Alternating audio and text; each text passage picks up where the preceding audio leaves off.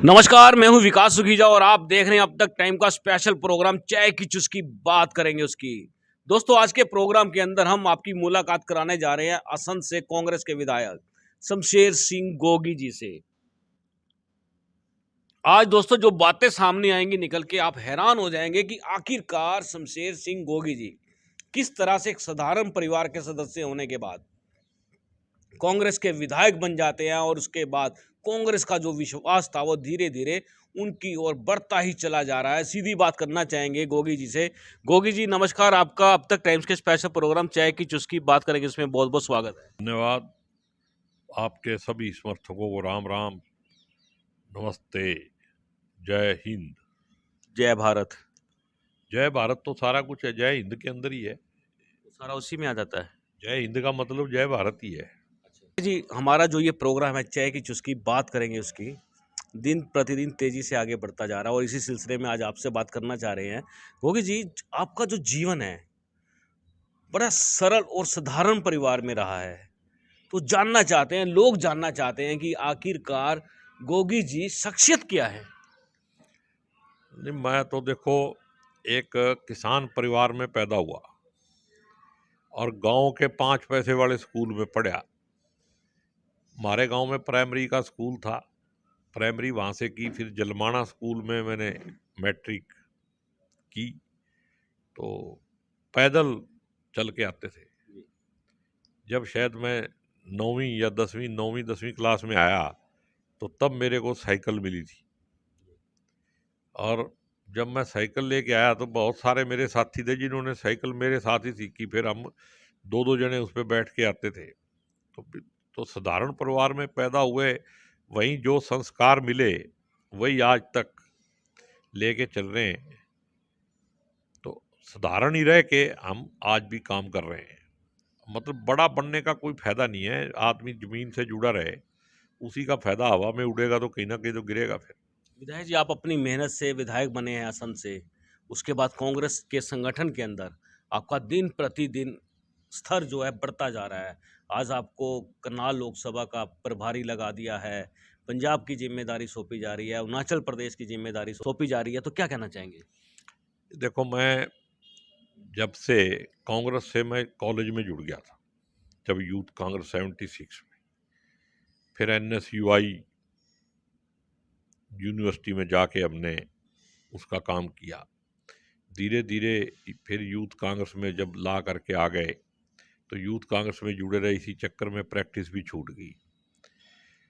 Party का काम बहुत जगह किया, पहले भी बहुत जगह किया। और पार्टी में काम करते करते बीच में एक टाइम ऐसा आया कि पार्टी का काम छोड़ के मैं सत्संग के काम में जुड़ गया। मैं राधा स्वामी सत्संग से जुड़ा।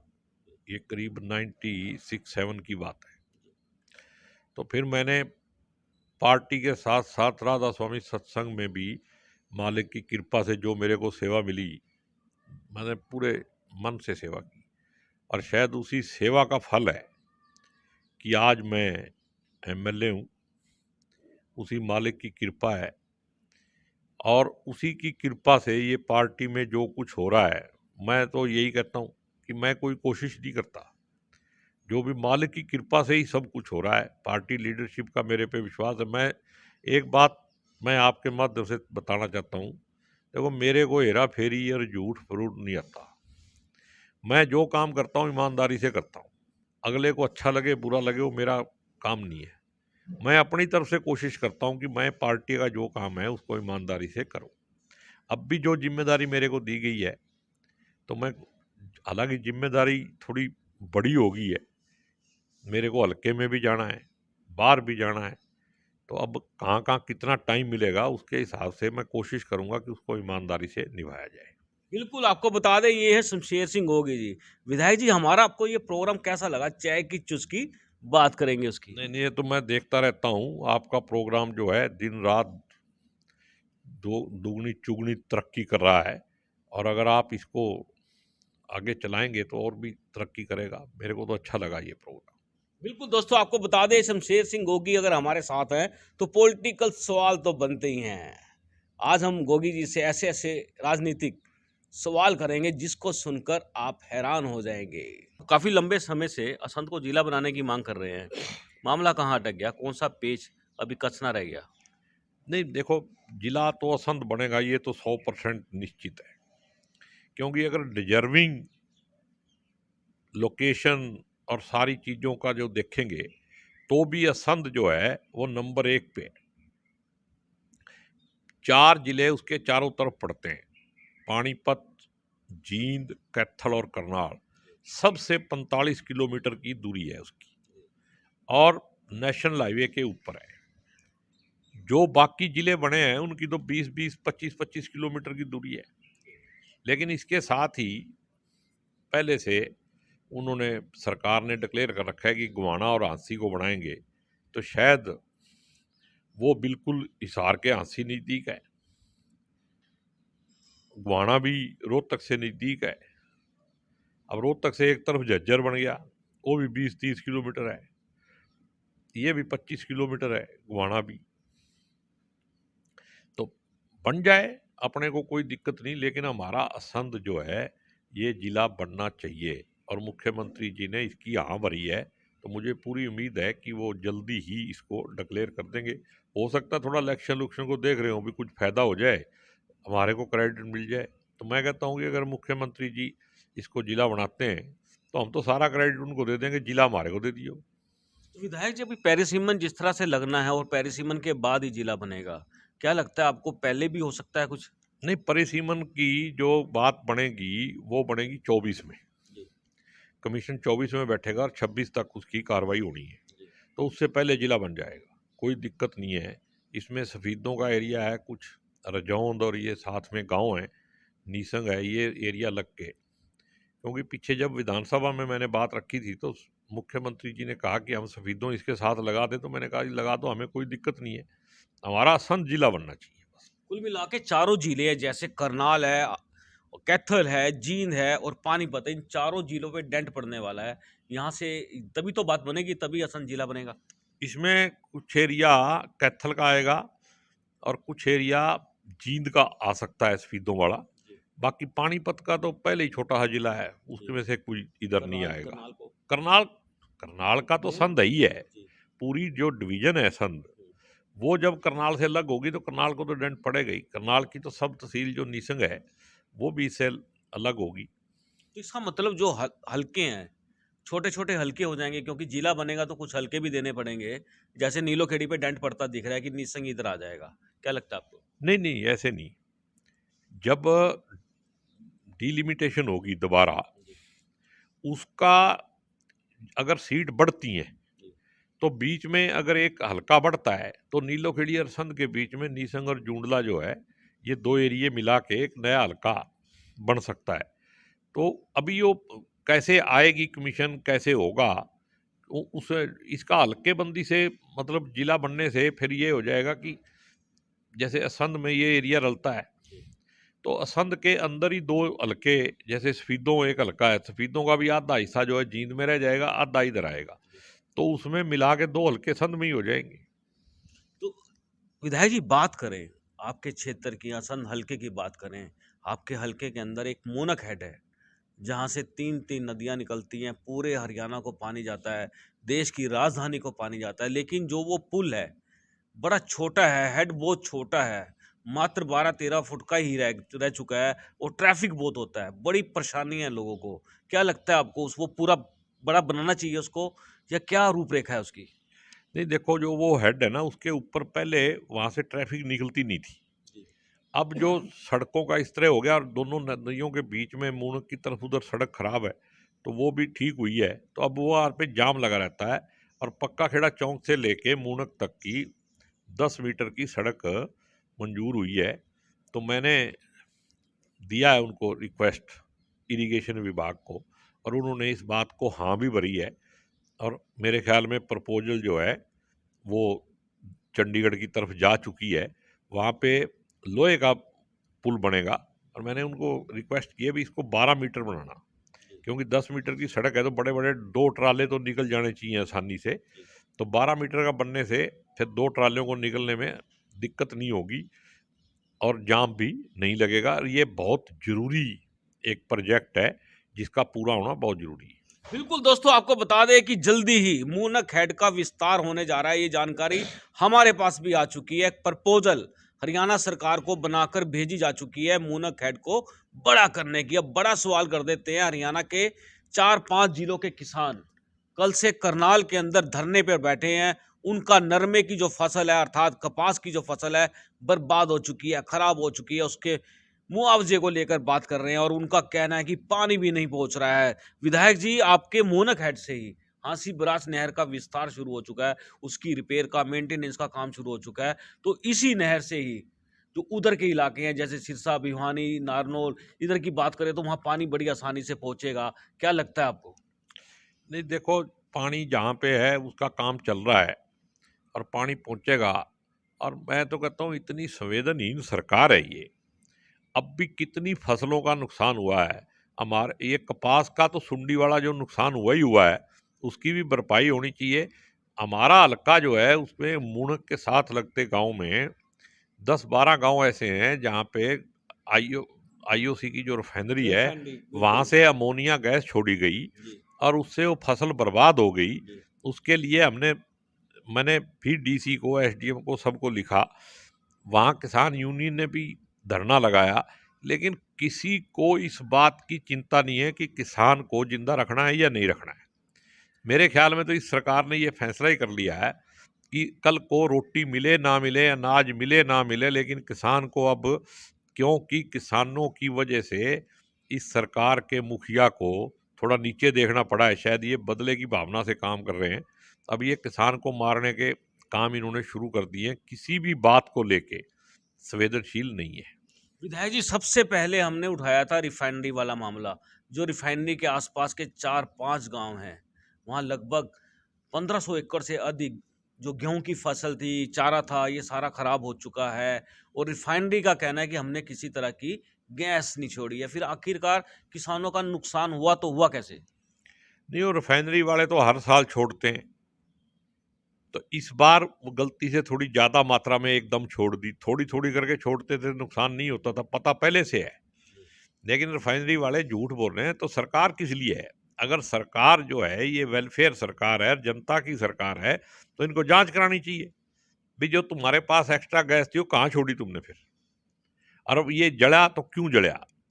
सरकार के पास सारे साधन हैं, लेकिन सरकार किसानों के साथ ही नहीं है ना, इसीलिए ये सब कुछ नहीं हो रहा है। और इसकी बात जो है वो विधानसभा में भी उठेगी। पूरा मामला मुआवजे की मांग रखेंगे? क्या क्या विधानसभा में मुद्दा उठाएंगे इस मामले को लेके? नहीं नहीं, मुआवजा भी मिलना चाहिए। कहीं भी किसानों का नुकसान होता है, किसी भी गरीब आदमी का नुकसान होता है, एक तरफ तो ये झूठ बोलते हैं कि हम गरीबों की सरकार है, लेकिन सरकार तो ये अमीरों की है, सब दुनिया को पता चल गया। गरीब पहले से कितने बड़े हैं इस सरकार में। कोई बीपीएल कार्ड नहीं, बुढ़ापा पेंशन ये खत्म करने जा रहे। बुढ़ापा पेंशन कोई पैसे दे के किसी को अमीर बनाने के लिए, रोटी खाने के लिए नहीं थी, वो तो एक सम्मान निधि थी।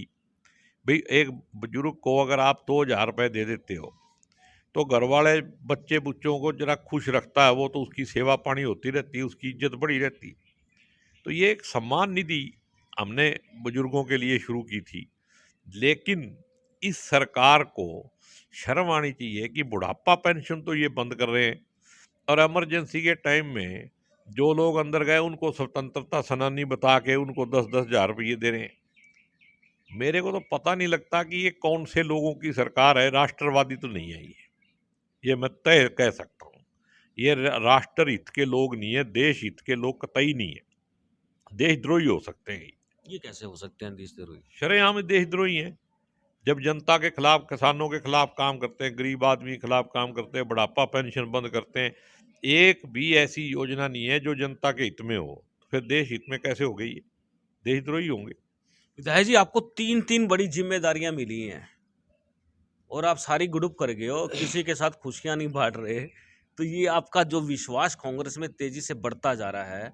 मैं बता दूं दोस्तों आपको, अभी हाल ही में शमशेर सिंह गोगी को करनाल लोकसभा का संगठन खड़ा करने के लिए प्रभारी बनाया गया है। उसके अलावा आपको बता दें, पंजाब में इलेक्शन कैंपेन करने के लिए स्पेशली शमशेर सिंह गोगी जी को तरन तारण में भेजा जा रहा है।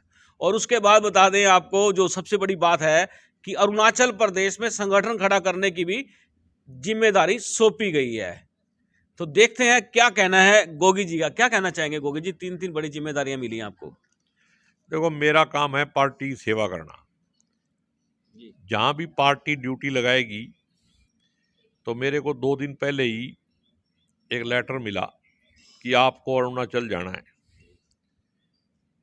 तो मैंने कहा भाई, मैं अभी पंजाब जाना है, उधर दिल्ली वाले बुला रहे हैं कि हमारा भी एमसीडी का इलेक्शन आ रहा है जी।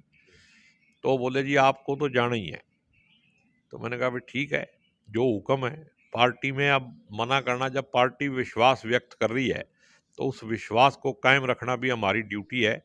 और हम कोशिश करेंगे कि हम अपनी तरफ से जितना भी बढ़िया से बढ़िया पार्टी के हित में, क्योंकि पार्टी की वजह से ही हम जो कुछ हैं आज हैं, और जो पार्टी हमारे से अपेक्षा करती है उस पर पूरा उतरने की कोशिश की जाएगी। विधायक जी, पंजाब में किस तरह की बैटिंग होने वाली है आपकी? तो पंजाब में तो कांग्रेस की सरकार आ रही है। चन्नी जी को डिक्लेयर करने के बाद अब किसी तरह की कोई शंका जो है वो पंजाब के जनता के मन में नहीं है। और जनता चन्नी जी को 5 साल के लिए मौका देगी। अब बाकी चन्नी जी के ऊपर है कि वो अगले 5 साल में ये साबित कर दें कि अगर किसी आम आदमी को जिम्मेदारी दी जाती है, गरीब आदमी को जिम्मेदारी दी जाती है, तो पार्टी जो है पहले से ज़्यादा फल फूल के राजा महाराजाओं को ही जिम्मेदारी देने से काम नहीं चलेगा। गरीब आदमी को भी आगे लाया जाए तो वो भी बढ़िया काम कर सकता है और जनता उस पर भरोसा कर सकती है और कांग्रेस पार्टी मजबूत हो सकती है। विधायक जी, सिद्धू, नवजोत सिंह सिद्धू को कौन सा लॉलीपॉप दे दिया, वो चुप बैठ गए? देखो, ये सिद्धू पार्टी का वफादार है। उसने एक बढ़िया बात कही है। देखो, मैं उसका कायल हूँ इस बात पे।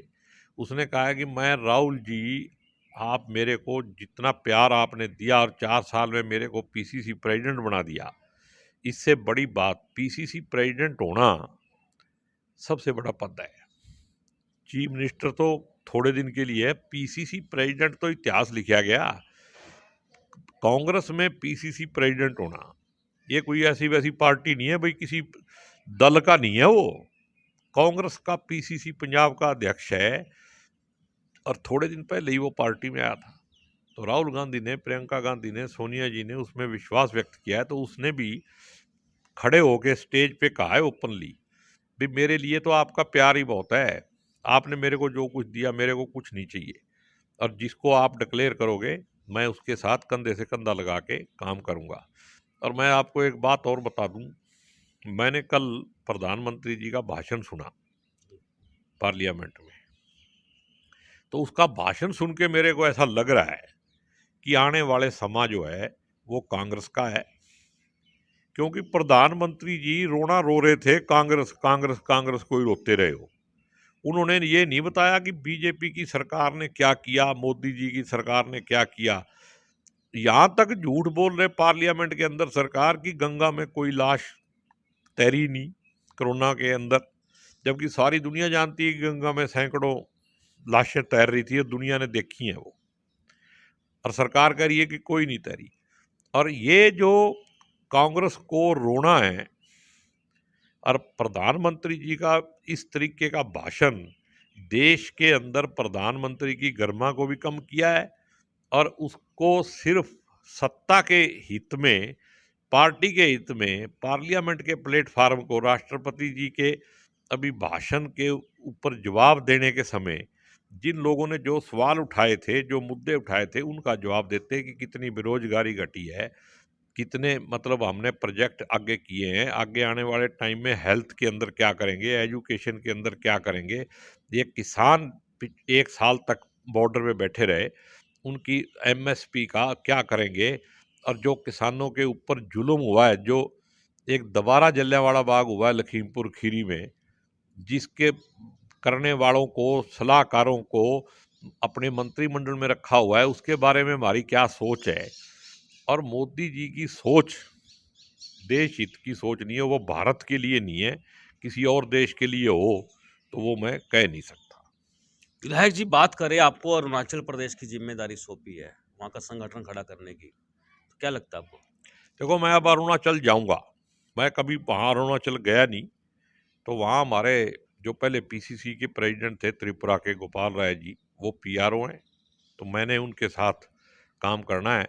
तो अब मैं एक बार पंजाब से आके वहाँ जाऊंगा, और जाने के बाद ही फिर आके आपको बताऊंगा कि कैसी बढ़िया स्टेट है और कैसा वहाँ काम है। वहाँ कांग्रेस का अच्छा जुगाड़ है। विधायक जी, मेरा आखिरी प्रश्न है आपसे, यदि बात करें बजट आने वाला है हरियाणा का, तो क्या लगता है आपको? देखो, हरियाणा के अंदर जो बजट आएगा, मुझे लगता है कि ऐसा ही बजट आएगा जैसा सेंटर में आया, कि अगर आप पे टैक्स नहीं लगाया गया, देखो देश की वित्त मंत्री कह रही है, तो आप खुश रहो। जैसे हमारे ऊपर आसान कर रहे हो, तो मुझे जनता की सरकार नहीं है, ये लोकतांत्रिक सरकार नहीं है। वो कहते हैं हमने टैक्स नहीं लगाया, तुम्हारे ऊपर इतना आसान कर दिया, यही तुम्हारे लिए बहुत है। और किसानों के लिए एक लफ्ज नहीं बोला, अब ड्रोन चलाएंगे किसानों, मतलब किसानों को ड्रोन में ऊपर ले जाएंगे चांद पे सारे। किसानों को 2022 में आमदनी पूरी करनी थी, अब 47 में कर दी। ये सारे मर जाएंगे तब तक। जिनको 22 में उम्मीद लगी थी वो 47 तक जिंदा रहेंगे, और डिक्लेयर करने वाले रहेंगे। मेरे को शर्म आती है। योजना आप सड़क बनाओ ना, 25 साल की स्कीम लेके। आप ये बिजली के खंभे हैं, इनको अंडरग्राउंड कर दो सारी तारें, 25 साल की स्कीम लेके। लेकिन आप जिसको रोटी आज चाहिए उसको 25 साल के बाद दोगे, बेरोजगारों को नौकरी 25 साल के बाद दोगे, तो क्या वो जवान रह जाएंगे? जो चीज आज जरूरत है वो तो आज चाहिए। और मैं कहता हूं कि जिस देश में एजुकेशन और हेल्थ का ही काम नहीं हो सकता, फिर वहां कुछ नहीं हो सकता। और इस सरकार का हेल्थ और एजुकेशन का बजट पहले से डाउन है। एमएसपी ये कहते हैं कि हमने बहुत ले ली। अरे पिछले साल से तो तुमने 11,000 करोड़ घटा दिए बजट में। आप कम दे रहे हो, आगे कैसे करोगे ज्यादा? कह रहे हैं हम और फसलें, अरे 23 फसल पहले हैं उस पे तो दे लो। और फसलें एडिबल ऑयल की जोड़ोगे, ये जो जितना भी ये तिल, वो दूसरे एडिबल ऑयल ही हैं, सूरजमुखी, ये इनका दे दिया। कुछ नहीं है। सरसों का इस बार इतना मतलब ज्यादा बुआई है। अभी मैंने असंध में उसकी खरीद करवाई है। फसल असंध में ज्यादा है और खरीद कहाँ करेंगे जी? घरोंडा में। मैंने कह के अब वहां पे भाई असंध में भी खरीद करो। अब देखते हैं कितना रेट देंगे। आप पुंडरी चले जाओ, कैथल चले जाओ, तो वहां पे 500 रुपए ज्यादा रेट है। असंध की तरफ आओ, बासमती का कम रेट है। मेरे को पता ही नहीं लगता भाई सरकार कहाँ है। जनता को निचोड़ने का काम, उनका खून पीने का काम ये सरकार कर रही है। और कृष्ण भगवान ने कह रखा है भी जैसा कर्म करोगे वैसा फल देगा भगवान। तो कृष्ण भगवान तो झूठा हो नहीं सकता, आरएसएस झूठी हो सकती है, बीजेपी झूठी हो सकती है। जय हिंद। बिल्कुल। आपको बता दें दोस्तों, ये थे शमशेर सिंह गोगी जी। गोगी जी, आपने हमसे बात की, बहुत बहुत धन्यवाद। जी, धन्यवाद सर, आपका बहुत बहुत। दोस्तों, ये थे शमशेर गोगी जी। और जाने से पहले आपको मालूम है, एक सवाल, एक बात तो आपको मैंने बतानी है। इस पूरे इंटरव्यू के अंदर एक बात सामने निकल के आई कि लाशें तैरती हुई मिली, गोगी जी का कहना है। आपको बता दें, लाशें तैरा नहीं करती, ये बहुत चलता शब्द है, बोला जाता है इस तरह से, लेकिन इसमें क्रियाएं, विशेष नाम बदल जाते हैं। और इसके अलावा जाने से पहले आपको बता दें, करनाल के मुगल कैनाल के ऊपर जल्द ही आरसीसी की सड़क बनने जा रही है। ये कल डीसी करनाल ने दौरा करके फैसला लिया है। दोस्तों, आप बने रहे हमारे साथ और आप देख रहे हैं अब तक टाइम्स का स्पेशल प्रोग्राम चाय की चुस्की, बात करेंगे उसकी। मैं हूं विकास सुखीजा। नमस्कार, जय हिंद, जय भारत।